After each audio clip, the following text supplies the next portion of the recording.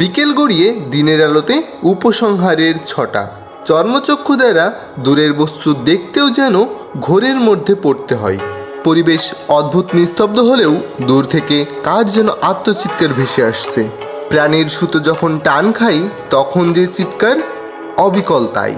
ভৈরব নদীর ঘাট এলাকায় বরফ কলের চার দেওয়ালের ভেতরেই চাপা পড়ছে তার গগনবিদারী সে আর্তনাদ। তার সামনে দাঁড়িয়ে এক মাঝবয়সী লোক। প্রাণনাশের নেশায় তার ফর্সা চেহারা রক্তিম হয়ে উঠেছে। অন্য একজন তার দু পায়ের উপর করে চলেছে হাতুড়ি দিয়ে অনবরত আঘাত। হাতুড়ি রেখে এবার একটি রশি তুলে নিল হাতে। রক্তাক্ত শরীরটির গলায় ফাঁস পরিয়ে দিল এক টান। প্রাণীর প্রদীপে যেন নিভু নিভু ভাব। মৃতপ্রায় শরীরের উপর উঠে শুরু হলো এক পৈশাচিক নৃত্য। এত সবের মধ্যেও আবছা শোনা গেল শরীরের হাড় ভাঙার শব্দ। প্রাণ পাখি খাঁচা ছাড়া করেই যেন তৃপ্তি পেল সে। প্রাণহীন নিথর দেহটি সিমেন্টের ব্যাগের সঙ্গে বেঁধে পাঠিয়ে দিল ভৈরব নদীর অতল গহ্বরে। মৃত্যুর এতদিন পরও আজও কোনো বড় অপরাধীর খোঁজ মিললেই চোখের সামনে ভেসে ওঠে এরশাদ শিকদারের ভাবলেশীন নিষ্ঠুর মুখচ্ছবি।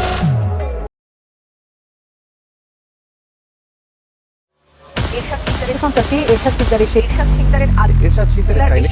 ফাঁসি কার্যকরের কিলার এরশাদ শিকদারের আমি ছোটবেলা থেকে ফিশিং ব্যবসা করতাম। সে কন্ট্যাক্ট করে তারা আজকে রাত 12টার দিকে ফাঁসি।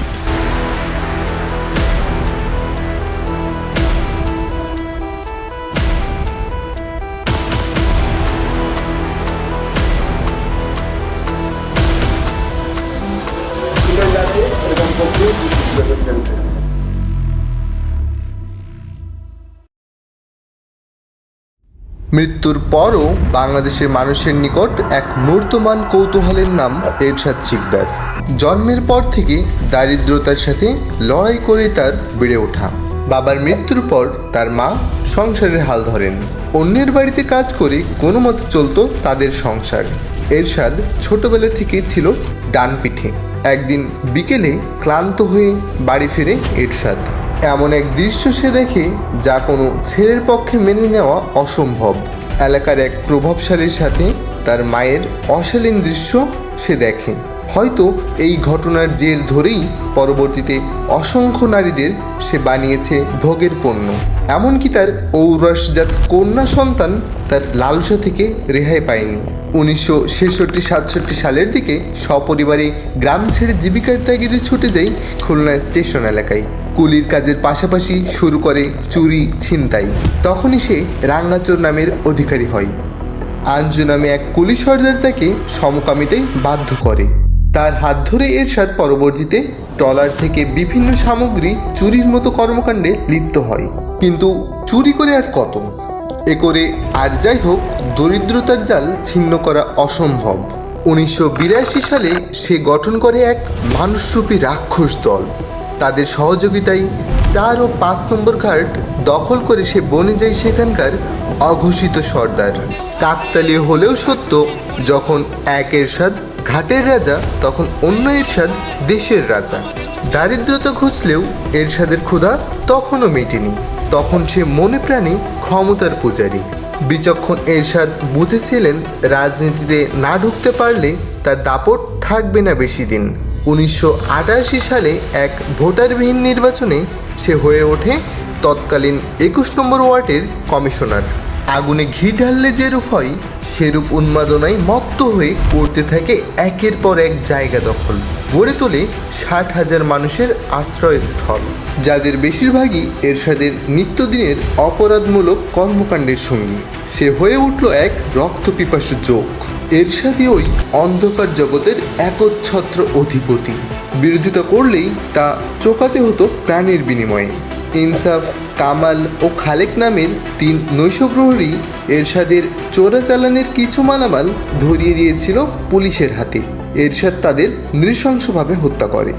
এই পৈশাচিক দৃশ্য দেখেছিল শাহজাহান নামের এক যুবক। তাকেও ঘাট এলাকায় নিয়ে নৃশংসভাবে হত্যা করা হয়। অপরাধ সুষ্ঠুভাবে চালাতে হলে ক্ষমতা তথা রাজনীতির বিকল্প নেই তা সে আগেই বুঝেছিল। তাই 90-এর পর যখন বিএনপি ক্ষমতায় আসে তখন এরশাদ বিএনপিতে নাম লেখায়। 1996 সালে যখন সরকার পরিবর্তন হয়, ক্ষমতাসীন আওয়ামী লীগে যোগ দিতে সক্ষম হয় এরশাদ। পরবর্তীতে তীব্র সমালোচনার শিকার হয়ে তাকে পার্টি থেকে বহিষ্কার করা হয়। রাজনীতির ব্যস্ততার মধ্যেও থেমেছিল না তার তাণ্ডব। বন্ধু বা শত্রু কেউই তার সন্দেহের তালিকার বাইরে নয়। শুধুমাত্র সন্দেহের জের ধরে সে হত্যা করে মাস্টার জাহাঙ্গীর ও ফটিকের মতো পারিবারিক বন্ধুকে। এরশাদ শুধু ভেবেছিল হয়তো তার স্ত্রীর সাথে তাদের অবৈধ সম্পর্ক আছে, তাই তাদের আজ এ পরিণতি। সবচেয়ে হতভাগা লোকটা হয়তো ঝিনাইদহের টেলিফোন অপারেটর আকিমুর। এক রাতে ভুলক্রমে সে কল করে বসে এরশাদ শিকদারের বাড়ি। এরশাদের প্রথম স্ত্রী খদিজার সাথে প্রেমের অপরাধে আকিমুলের স্থান হয় ওই ভৈরব নদীতে। মানুষ মারার জন্য তার ছিল ভিন্ন পরিকল্পনা। আফ্রিকান মাগুরের একটি পুকুর ছিল তার। বরফকল ছিল মানুষ খুনের এক কুখ্যাত জায়গা। পরিচালক শহীদুল নবী বরফকলের গল্প নামে এরশাদের নৃশংসতার বাস্তব চিত্র তুলে ধরেছেন ওই ওয়েব সিরিজে। অপরাধ জীবনের তার সবচেয়ে আলোচিত ঘটনা যুবলীগ নেতা খালিদ হত্যাকাণ্ড ঘটে এই বরফকল এলাকায়। 1999 এক রাতে এরশাদ তার বরফকলে কয়েকজনকে ডাকে। তার ডাকে খুলনা জেলার ছাত্রলীগ নেতা অসিত বরণ বিশ্বাস, আবু হানিফ, আবু আকবর, ব্যবসায়ী সৈয়দ মনির মীর ও তার ছোট ভাই চয়ন মীর আর যুবলীগ নেতা খালিদ হোসেন রওনা হন মৃত্যুকূপ বরফকলের দিকে। কথোপকথনের এক পর্যায়ে এরশাদ অট্টহাসি আরম্ভ করে। রাইফেল আনার আদেশ করে পৈশাচিক চেতনায় মত্ত হয়ে 3 রাউন্ড ফাঁকা গুলি চালায় সে।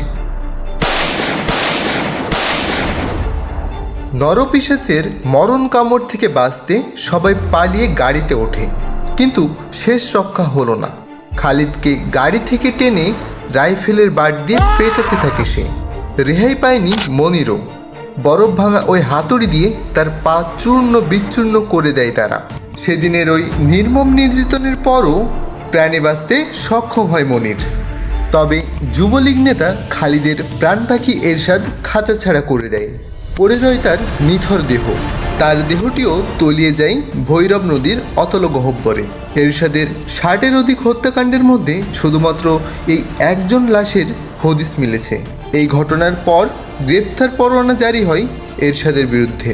পুলিশের চোখে কিভাবে ধুলো দিতে হয় তা তার অজানা ছিল না। কবরস্থানে হুবহু কবরের মতো দেখতে বিশেষ চোরাকুঠুরি ছিল তার। বহুবার এখান থেকেই পুলিশের চোখ ফাঁকি দিয়েছে সে।